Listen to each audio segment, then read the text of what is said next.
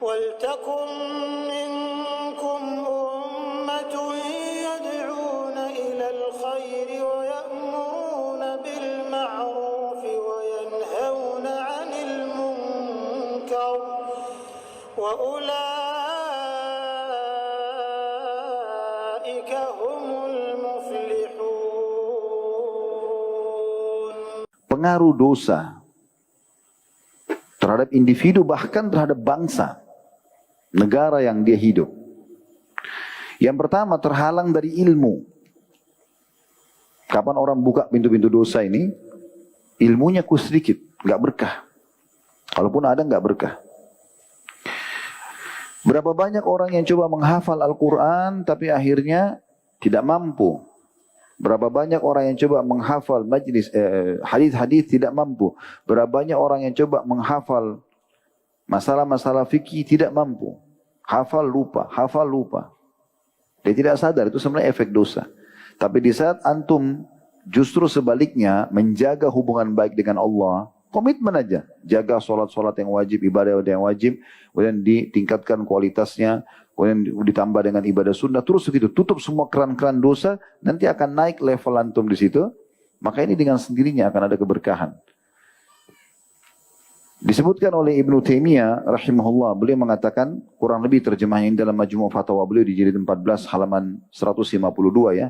Allah Ta'ala telah menjadikan sebagian perkara untuk menghukum manusia akibat dosa, yaitu diambilnya hidayah dan ilmu yang bermanfaat. Anda pernah dengar nggak kisahnya Ibnu Taimiyah ini? Ibnu Taimiyah ini, subhanallah ya, di antara kisahnya, saking luasnya ilmu beliau, beliau pernah dipenjara, sampai beliau penuhi dinding penjara itu dengan ilmu, ditulisin sama dia. Pada saat beliau keluar, ilmunya itu dinukil oleh murid-muridnya, diambil. Sampai dia tidak tahu harus ngomong sama siapa, karena di penjara, dikucilkan, beliau tulis di sana sini. Keberkahan yang luar biasa. Sekarang berapa banyak dinukil perkataan-perkataan beliau, dikaji kitab-kitab beliau gitu kan. Allah berikan keberkahan. Ini semua adalah hasil daripada ketaatan dan jauh daripada kemaksiatan. Ini contoh. Ini teman-teman saya bacakan dari buku Dampak Buruk Maksiat Bagi Diri dan Keluarga ya. Tulis oleh Abdul Hadi bin Hasan. Ada beberapa poin dia sebutkan di sini, saya ringkas-ringkaskan saja. Kemudian Ad-Dahhak berkata, tidaklah seseorang mempelajari Al-Quran lalu melupakannya, melainkan karena dosa yang dilakukannya. Hal itu sesuai dengan firman Allah SWT dalam surah Asy-Syura ayat 30 yang bunyinya wa ma asabakum min musibatin fabima kasabat aydikum wa ya'fu an katsir. Dan musibah apapun yang menimpa kamu adalah karena perbuatan tanganmu sendiri, maksiat, dan Allah memaafkan banyak dari kesalahan-kesalahanmu. Makanya statement Ali radhiyallahu anhu menarik sekali. Beliau mengatakan sungguhnya Allah telah memberitahukan sumber permasalahan kalian, semuanya sumbernya ini. Dan Allah juga sudah berikan jalan keluar dan solusi serta obat dari masalah itu. Kata orang di sekitarnya, apa itu? Apa ini sumber masalah kita dan apa solusinya? Kata beliau, sumber masalah kalian adalah dosa kepada Allah dan jalan keluarnya adalah taubat. Sudah sering kita dengar, tapi orang kalau resapi dengan keimanan dalam hatinya, baru dia tersentuh. Nah ini baru jadi efek yang baik dalam kehidupannya. Kalau antum cuma dengar ilmu telinga kanan, keluar telinga kiri, nggak ada efeknya. Tapi kalau antum renungi, ya, masuk telinga kanan, nyantolkan dalam hati kita. Dan kita renungi, maka kita akan mendapatkan keberkahan insyaAllah. Yang kedua, dihalangi dari rezeki. Sebagaimana diambil dari hadis Nabi SAW yang masyhur, "Idza ra'aita Allah yu'ti al-'abda min ad-dunya 'ala ma'asihi ma yuhib, fa innama huwa istidraj." Jika engkau melihat manusia, jika engkau melihat Allah memberikan kepada hamba apa yang disukainya dari dunia atas kemaksiatannya, banyak buat dosa tapi tetap melimpah rezekinya, maka itu adalah istidraj, tahapan siksaan. Kemudian Nabi SAW membaca firman Allah dalam surah Al-An'am ayat 44. Masih lanjutan hadis tadi ya. فَلَمَّا نَسُوا مَا ذُكِّرُوا بِهِ فَتَحْنَا عَلَيْهِمْ أَبْوَابَ كُلِّ شَيْءٍ حَتَّى إِذَا فَرِحُوا بِمَا أُوتُوا أَخَذْنَاهُمْ بَغْتَةً فَإِذَا هُمْ مُبْلِسُونَ. Maka ketika mereka melupakan peringatan yang telah diberikan kepada mereka, kami pun membukakan semua pintu kesenangan untuk mereka. Kalau orang yang sudah sering diingatkan, jangan akhi, jangan ukhti, dosa, tidak mau dengar, Allah sengaja memang berikan dia segala pintu rezeki. Kesenangan, kegembiraan, akak-akak, ketawa sana sini. Tidak merasa salah dengan apa yang dia lakukan. Tiap hari begitu aja hidupnya. Allah sengaja bukakan itu. Kata Allah, maka ketika mereka melupakan peringatan yang telah diberikan kepada mereka, kami pun membukakan semua pintu kesenangan untuk mereka. Sehingga ketika mereka bergembira dengan apa yang diberikan kepada mereka, kami siksa mereka secara tiba-tiba. Maka ketika itu mereka terdiam putus asa. Hadis ini diriwayatkan oleh Imam Ahmad di jilid 4 halaman 145. Tentu masih banyak yang dituliskan, tapi saya ringkas-ringkaskan. Kemudian kita masuk yang ketiga. Disulitkan berbagai urusan bagi pelaku maksiat. Urusan-urusannya dipersulitkan. Dan ini diangkat di sini dalil surah At-Talaq, surah nomor 2 ayat 2 sampai ayat 3. Wa may yattaqillaha yaj'al lahu makhraja wa yarzuqhu min haitsu la yahtasib. Barang siapa yang bertakwa kepada Allah, niscaya Allah akan membukakan jalan keluar baginya dalam kehidupannya dan akan memberinya rezeki dari arah tidak disangka-sangka. Berarti makna daripada ayat ini, siapa yang tidak bertakwa kepada Allah, justru Allah persempit dia. Ya, persempit dalam kehidupannya, sumpek dalam kehidupannya. Yang keempat, terhalangi dari ketaatan. Jadi sulit untuk ibadah. Ya, sulit untuk ibadah. Dan itu diambil dari statement yang disampaikan oleh Abdullah bin Umar radhiyallahu anhu.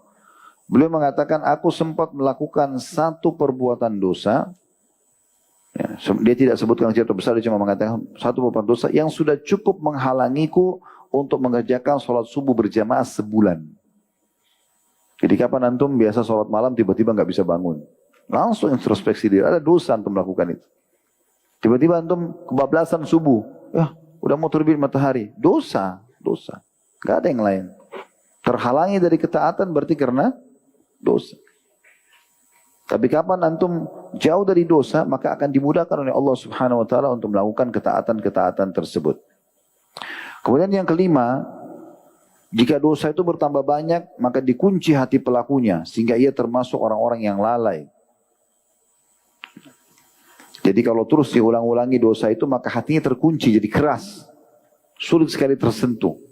Mau gempa bumi, mau longsor, mau banjir, mau temannya tabrakan di depan mata dia, kepalanya bocor, mati, dia bisa selamat, tidak ambil pelajaran. Itu kena dampak maksiat. Orang itu kalau bersih hatinya dan banyak ketaatannya kepada Allah, sedikit perkara.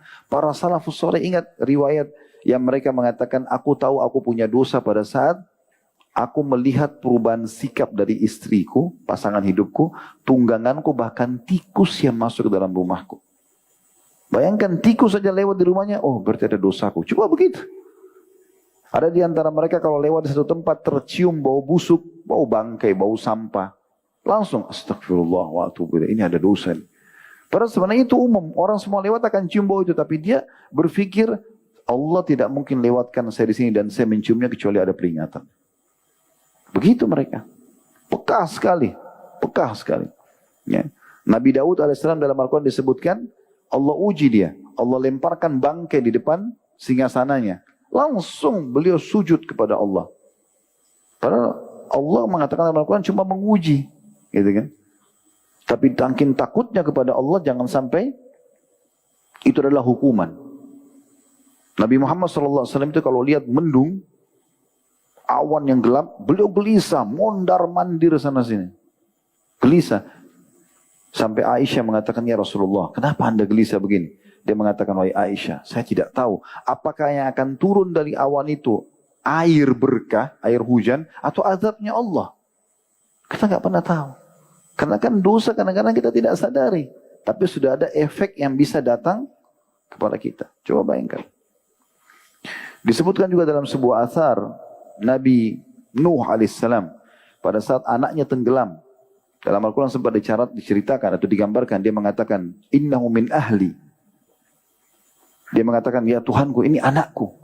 Tapi Allah bilang, innahu laysa min ahli. Innahu amalun ghairu salih. Bukan lagi keluargamu itu, amalnya tidak baik. Kalau Allah menekankan setelah itu mengatakan, ya, dan aku tidak mau hai Nuh sampai kau termasuk orang-orang yang jahil. Wa inni a'iduka an takuna minal jahilin. Maka Nabi Nuh alaihissalam saking takutnya dengan ancaman Allah ini, jangan sampai kau termasuk orang-orang jahil. Allah sudah tenggelamkan, berarti Allah punya maksud di situ. Karena Allah bisa selamatkan anaknya Nuh, karena memang dalam keadaan kafir, nggak mau dengar ayahnya. Maka karena itu Nabi Nuh ditegur oleh Allah Subhanahu Wa Taala. Maka Nabi Nuh alaihissalam tidak berani mengangkat kepalanya ke langit 40 tahun. Saking takutnya dengan Allah Subhanahu Wa Taala. Jadi begitu luar biasa mereka pekah dalam memahami kalau itu adalah dosa-dosa. Kita tutup dengan hadis ini dulu, baru kita azan insyaAllah dan sholat. Hadis yang diangkat di poin kelima, efek daripada dosa ini adalah hadis yang diriwayatkan oleh Tirmidzi dan dihasankan oleh Syekh Albani. Kata Nabi SAW, Innal abda idha akhta khati'a nukitat fi qalbihi nuktatun sauda. Sesungguhnya seorang hamba kalau melakukan satu dosa, maka dalam hatinya akan muncul satu bercak hitam. Fa idza huwa naza'a wastaghfara wa taba suqila qalbuh. Dan jika dia berhentikan kesalahan itu, beristighfar dan bertaubat, maka hatinya cemerlang kembali. Wa in 'ada zida fiha hatta ta'lu qalbah. Dan kalau dia ulangi lagi dosa itu, maka bercak hitam itu semakin bertambah sehingga menutupi hatinya. Wa hurran alladhi dzakarallah. Dan dia makna arran yang menutupi yang disebutkan oleh Allah dalam firman-Nya, kalla barrana ala qulubihim ma kanu yaksibun. Dan sekali-kali tidak bisa mereka selamat, sebenarnya apa yang selalu mereka usahakan itu telah menutupi hati mereka. Demikian pula sabda Nabi SAW di dalam hadis yang diriwayatkan oleh Imam Muslim. Kata Nabi SAW, la yantahiyanna aqwamun an wad'ihimul jumu'at aw la yakhtimanna Allahu ala qulubihim thumma la yakununna minal ghafilin. Hendaklah beberapa kaum berhenti untuk meninggalkan sholat Jumat, suka melalaikan Jumat, dan Allah benar-benar akan menutup hati mereka. Kemudian mereka benar-benar termasuk orang-orang yang lalai. Kita sudah sebutkan tadi 5. Yang keenam adalah adanya datangnya bencana. Datangnya bencana. Jadi bencana ini bisa berupa penenggelaman ke dalam bumi, bisa gempa, bisa banjir, bencana intinya. Sesuai dengan Allah Subhanahu wa taala berfirman dalam surah Al-Ankabut ayat 40. Yang bunyinya, "Fakullan akhadna bidhanbihi faminhum man arsalna 'alaihi hasiban wa minhum man akhadathu as-sayhatu wa minhum man khasafna bihi al-ardha wa minhum man aghraqna wa ma kana Allahu liyadhlimahum walakin kanu anfusahum yadhlimun." Maka masing-masing para pelaku dosa itu kami azab karena dosa-dosa mereka. Di antara mereka ada yang kami timpahkan kepada mereka hujan batu kerikil. Ada yang ditimpa suara keras yang mengguntur. Ada yang kami benamkan ke dalam bumi. Dan ada pula yang kami tenggelamkan. Allah sama sekali tidak hendak menzalimi mereka. Akan tetapi mereka lah yang menzalimi diri mereka sendiri. Jadi dari ayat ini jelas sekali bagaimana efek dosa itu akan mendatangkan berbagai macam jenis hukuman Allah Subhanahu wa taala. Umumnya kalau pelanggaran sama maka hukuman sama. Para pelaku zina, homoseksual, lesbian akan sama. Apa yang telah menimpa orang-orang sebelum mereka akan sama. Para pemabuk, pejudi akan sama juga menimpa mereka. Ya, dan seterusnya, semua maksiat-maksiat ini efek-efeknya akan sama. Oleh karena itu orang kalau melihat ke masa lalu yang Allah perintahkan kita agar berjalan di muka bumi ini, fasiru fil ardi fanzuru kaifa kana akibatul mukadzibin, menyebarlah kalian di muka bumi lalu lihatlah akibat orang-orang yang telah mendustakan. Jadi Allah suruh kita melihat mereka bagaimana efek-efek yang telah menimpa mereka, karena efeknya akan sama kalau kita ulangi dosa yang sama.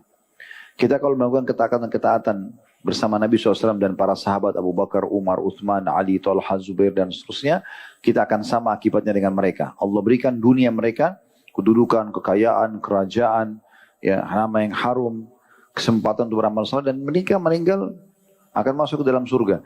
Sementara kalau kita mengikuti orang-orang yang lawan dari mereka, Abu Jahal, Abu Lahab, Umayyah bin Khalaf, Utbah, Syaibah dan seterusnya, ini yang sudah meninggal dalam keadaan kufur, maka kita juga akan sama dengan mereka. Jadi hati-hati.